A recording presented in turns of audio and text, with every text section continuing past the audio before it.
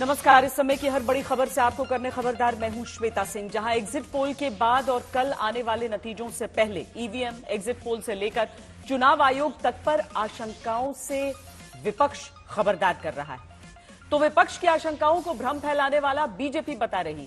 इन सबके बीच अब से कुछ देर पहले चुनाव आयोग ने बड़ी प्रेस कॉन्फ्रेंस की है। पोस्टल बैलेट की गिनती को लेकर विपक्ष की आशंका और आपत्ति को चुनाव आयोग ने खारिज किया है। चुनाव आयोग ने कहा कि जैसे वर्षों से गिनती पोस्टल बैलेट की होती आई है वैसे ही होगी। हर किसी के शक के आधार पर नियमों को बदला नहीं जा सकता।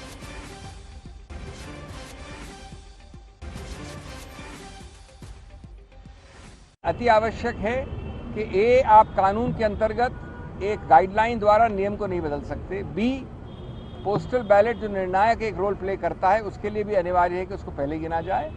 और तीसरा कि एक लेवल प्लेइंग फील्ड के लिए, गणतंत्र के लिए, स्वतंत्र चुनाव के लिए, जो कि संविधान के मूल तत्वों का एक अभिन्न अंग माना गया है, ये आवश्यक है कि जो पुराना रूल था उसी को फॉलो किया जाए।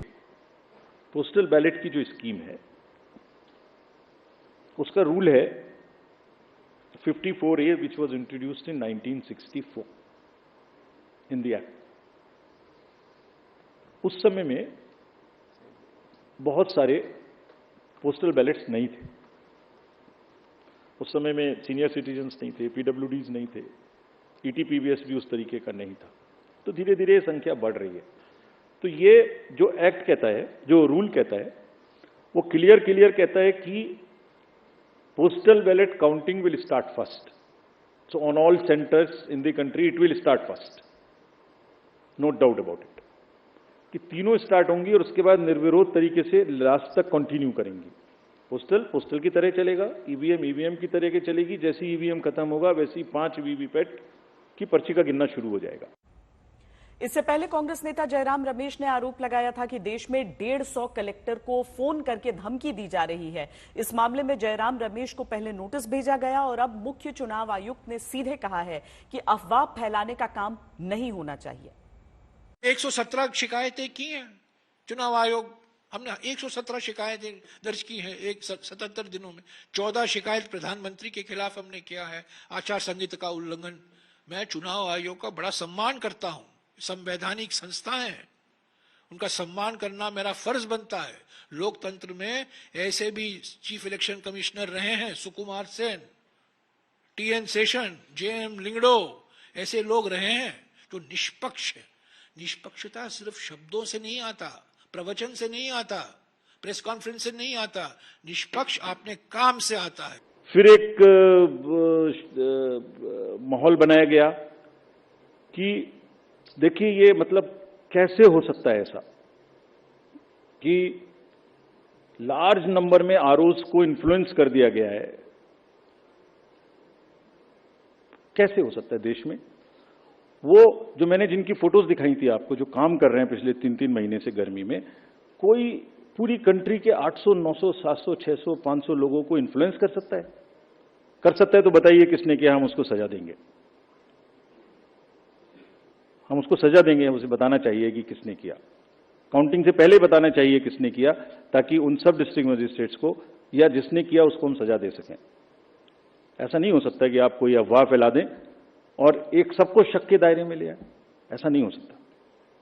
इस चुनाव में यह मुद्दा कई बार उठा कि 7 चरणों में लंबी खिंची चुनाव प्रक्रिया बेहद गर्मी में पूरी हुई है। यहां तक कि कई जगहों पर मतदान में लगे कर्मचारियों की तबीयत बिगड़ी या गर्मी से उनकी मृत्यु हुई। अब मुख्य चुनाव आयुक्त ने यह माना है कि इस चुनाव में यह सीख मिली है कि इतनी गर्मी तक चुनाव नहीं होना चाहिए। साथ ही यह भी माना है कि चुनाव में जो अफवाह फैलाने का काम करते हैं उन्हें रोकने का सिस्टम मजबूत होना चाहिए और वोटिंग का डेटा देरी से देने के आरोपों को खारिज किया।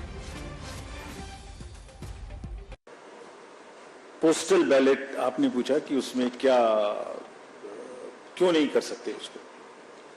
मैंने आपको रूल पोजीशन पढ़ के बताई। ये भी बताया कि मेजॉरिटी ऑफ द केसेस में वो पहले खत्म हो जाएंगे, ये भी बताया। तीसरे ये भी बताया कि मिड कोर्स हम चेंज नहीं कर सकते और चेंज करने का कोई लॉजिक होना चाहिए, शक कोई आधार नहीं हो सकता। जैसे आपने एक वर्ड यूज किया, आयोग पता नहीं क्या करता है। आयोग कुछ नहीं करता। आयोग सच्चाई को सामने लाने के अलावा कुछ नहीं करता। आपके घर जाता है, आपका वोट बनाता है, आपकी मुरब्बत करता है कि आइए वोट डालने आइए, आपकी व्यवस्था करता है पोलिंग स्टेशन पे कि डालिए, उसके बाद मशीन को बंद करके छुपा के आपके सामने में रखता है, लेकिन ऐसा नहीं करता कि कोई इधर से उधर करते। ये सब इलेक्शंस का व्यवस्था एक बहुत तरीके से है और उस प्रोसेस को हम मिड में चेंज नहीं कर सकते।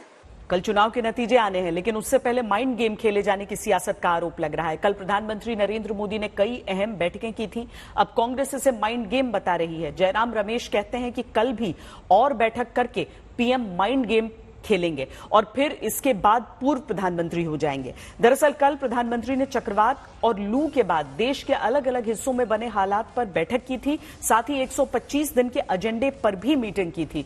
लेकिन इस बैठक के साथ ही विपक्ष को एग्जिट पोल के नंबर पर भी भरोसा नहीं है।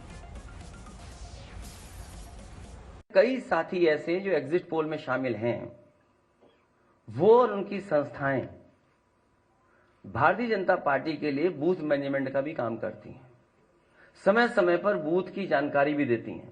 तो जो लोग उनके समय पर बूथ मैनेजमेंट का काम कर रहे हैं, वही एग्जिट पोल मैनेजमेंट के लिए आए हैं। वो माहौल बना रहे हैं, विपक्ष के लोगों को डराना चाहते हैं। ये राजनीति इनकी पहले से रही है और इसी तरह करते आए हैं, लेकिन इस बार जनता भी तैयार है और इस देश का नौजवान से लेकर के हर वर्ग के लोग तैयार हैं कि उन्हें अपने मतदान किए हुए की रक्षा करनी है। अभी तो 4 को गिनती होनी है ना।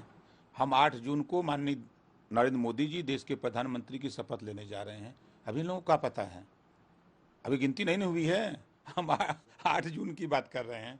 आप देखिएगा, ये लोग भ्रम में हैं, ये लोग तैयारी करें और कुछ करना नहीं है। ये जितना चिल्ला रहे हैं ना, ये लोग नारा लगा रहे थे ना कि खटाखट खटाखट खटाखट बोल रहे थे ना। जनता का वोट अगर पड़ा है तो इनको बहुमत नहीं मिल रहा है और जो कांग्रेस पार्टी ने 295 का फिगर दिया है वो सही है। और उसके बाद यदि 300 पार तो वो जनता का वोट नहीं है, वो ईवीएम। विपक्ष अपना नंबर 295 सीट का बताता है, लेकिन आज तक एक्सिस माई इंडिया के एग्जिट पोल के अनुसार अगर एनडीए 400 पार पहुंचता दिखता है और कांग्रेस एक बार फिर दहाई में सिमटती नजर आती है, तो इसकी वजह गठबंधन का गणित ठीक से विपक्ष की तरफ से सेट न कर पाना है। इसका नाम एग्जिट पोल नहीं है, इसका नाम मोदी मीडिया पोल है। ये मोदी जी का पोल है, फैंटेसी पोल है उनका। इसका गाना उसका गाना। और आप खुद सोचिए, वो जो समुद्र की तरफ चेहरा करके बैठे हैं, सच्चाई तो ये है कि उन्होंने पीठ कर ली जनता की तरफ। इस बार जनता भी उनके खिलाफ खड़ी हो गई। मेरे से लिखवा लो, सारे एग्जिट पोल फर्जी हैं, बिल्कुल फर्जी हैं। साधना तपस्या कर रहे थे, कैमरा 10-12 कैमरे लगाकर, वो कैमरे से आया हुआ आंकड़ा। अगर उसके बाद भी वो फिर से प्रधानमंत्री बनते हैं तो मुझे तो चिंता होगी कि लोकतंत्र मेरा उतना स्वस्थ नहीं है जितना हम सोचते हैं। बीजेपी आई तो लोकतंत्र पर खतरा। एग्जिट पोल में बीजेपी की तिबारा सरकार आने के अनुमान पर लोकतंत्र को खतरा जताता विपक्ष अपना खुद का एग्जिट पोल लेकर आता है। नंबर पहले मल्लिकार्जुन खड़गे ने बताया और फिर राहुल गांधी ने। इंडिया गठबंधन कम से कम 295 सीटें प्लस 295 से ज्यादा आएंगे, कम तो नहीं आएंगे। ये हमने आकलन किया कि सभी हमारे नेताओं से पूछने के बाद ये एक आंकड़ा हमारे पास मिला है। सिद्धू मूसेवाला का सॉन्ग सुना आपने? 295 295 का नंबर जो विपक्ष एकजुट होकर देता है। देश की किसी भी बड़ी चुनावी एजेंसी के एग्जिट पोल में हालांकि यह आंकड़ा नहीं आया और तब सवाल उठा कि ईवीएम की तरह क्या एग्जिट पोल पर शंका पैदा करके नतीजों से पहले विपक्ष बचाव का रास्ता खोज रहा है। क्योंकि 400 पार का चमत्कार बीजेपी के पक्ष में हुआ तो इसकी वजह खुद विपक्ष माना जा रहा है। क्योंकि एग्जिट पोल कहता है एक भी राज्य देश में ऐसा नहीं जहां एनडीए के मुकाबले विपक्ष लीड बनाता दिखे। एक भी राज्य नहीं जहां 2019 के मुकाबले बीजेपी के नंबर विपक्ष उल्टे करके दिखा सके। किसी राज्य में अगर थोड़ी बहुत नाराजगी बीजेपी के खिलाफ दिखी भी तो विपक्षी उसे बड़े वोट शेयर में बदल नहीं पाए। अपने ही शासन वाले राज्य में भी विपक्षी गठबंधन बीजेपी को पीछे नहीं कर पाया। उदाहरण कर्नाटक। हर तरह का प्रयोग करके भी इंडिया गठबंधन को एनडीए के सामने बड़ी जीत किसी राज्य में नहीं दिखती।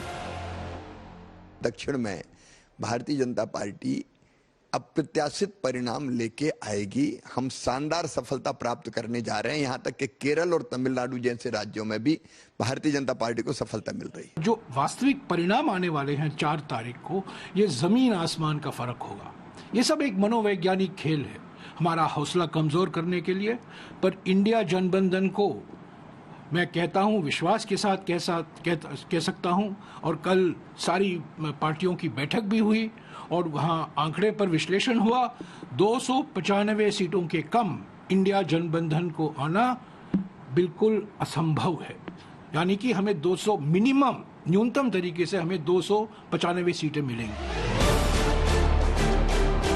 आखिर विपक्ष के अनुमान पर एग्जिट पोल के आंकड़ों को एतबार क्यों नहीं होता? इसकी वजह विपक्ष नहीं बताता, लेकिन एक्सिस माई इंडिया के मुताबिक बीजेपी को 2019 के मुकाबले अपनी जीती हुई 33 सीट पर इस बार अगर हार मिलती है तो इनके मुकाबले नए राज्यों में एनडीए 66 सीट जोड़ सकता है। ये इसलिए संभव हुआ क्योंकि गठबंधन का गणित एनडीए ने इंडिया के मुकाबले ज्यादा सटीक बैठाया। अब कैसे, ये देखिए। पश्चिम बंगाल में इंडिया गठबंधन में एकता नहीं बनी। ममता बनर्जी अलग लड़ी, कांग्रेस लेफ्ट मिलकर अलग। अनुमान है कि बंगाल में अब बीजेपी 31 सीट तक जीतकर लोकसभा में वहां नंबर 1 पार्टी बन सकती है। कर्नाटक में इंडिया गठबंधन ने क्या किया? जेडीएस को अपने साथ ला नहीं पाई, बीजेपी ने जेडीएस के साथ गठबंधन किया। एग्जिट पोल के मुताबिक अब जिस कर्नाटक में मुफ्त के तमाम वादे विपक्ष ने किए, वहां चाहकर भी बीजेपी को नुकसान नहीं पहुंचा पा रही, क्योंकि 2 सीटों के संभावित नुकसान को बीजेपी जेडीएस के वोट शेयर से पूरा करके वापस 25 सीट तक जीत सकती है। आंध्र प्रदेश का एग्जिट पोल देखकर अब समझिए, कांग्रेस और लेफ्ट सिर्फ एक साथ यहाँ रहे। यहाँ बीजेपी ने टीडीपी और जनसेना से गठबंधन किया। अब संभव है कि 25 में से 23 सीट तक एनडीए यहाँ जीत सकता है, जिसमें बीजेपी खुद 4 से 6 सीट ला सकती है। पंजाब में गठबंधन नहीं करेंगे, दिल्ली हरियाणा में कांग्रेस आप साथ रहेंगे। दावा है कि जनता को भ्रम में रखने वाली इस राजनीति से भी फायदा बीजेपी को मिल सकता है, जहाँ पंजाब में पहली बार बीजेपी अकेले लड़कर वोट शेयर बढ़ाकर 4 सीट तक जीत सकती है। उधर एग्जिट पोल के बाद से बीजेपी खेमा एक्शन में है। खुद पीएम अगुवाई कर रहे हैं। कल पीएम ने 7 बैठकें की। आज लोकसभा चुनाव के नतीजों से पहले बीजेपी की बड़ी बैठक हुई। ये बैठक बीजेपी अध्यक्ष जेपी नड्डा के घर पर हुई। बैठक में गृह मंत्री अमित शाह, रक्षा मंत्री राजनाथ सिंह और बीएल संतोष समेत पार्टी के वरिष्ठ नेता मौजूद रहे।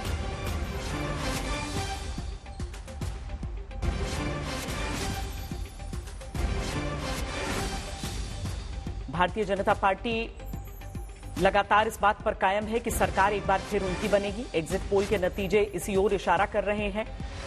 बहरहाल बैठक प्रधानमंत्री की तरफ से स्वयं किया जा रहा है और इन तमाम बैठकों में उस 125 दिन का एजेंडा भी है जो प्रधानमंत्री कहते हैं कि सरकार बनने के बाद उनके लिए अपना लक्ष्य पूरा करने का एक समय अवधि होगी। आज हम सब ने बैठकर की और उस आधार पर आने वाले कल जब मतगणना होगी तो पूरे देश के, प्रदेश के मतगणना की रचना जो लगनी चाहिए प्रॉपर पार्टी की ओर से, जिस प्रकार सभी बूथ पर काउंटिंग एजेंट सही समय पे पहुंचे, कहां पर कितने नियुक्त हुए, अभी नहीं नियुक्त हुए, कुछ दिक्कत कहीं पर है क्या, कहीं पर वोटिंग को लेके, काउंटिंग को लेके कुछ अगर शंका है तो वहां पर पार्टी के पदाधिकारी विशेष ध्यान दे। ऐसी सारी चर्चा, एक तरफ चुनाव की समीक्षा और आने वाले काउंटिंग की पार्टी की तैयारी, इस पर एक विस्तृत चर्चा आज हम सब ने बैठकर की। खबरदार में आज के लिए इतना ही। देश और दुनिया की बाकी खबरों के लिए आप देखते रहिए आज तक। आज तक HD, देश का सर्वश्रेष्ठ न्यूज चैनल।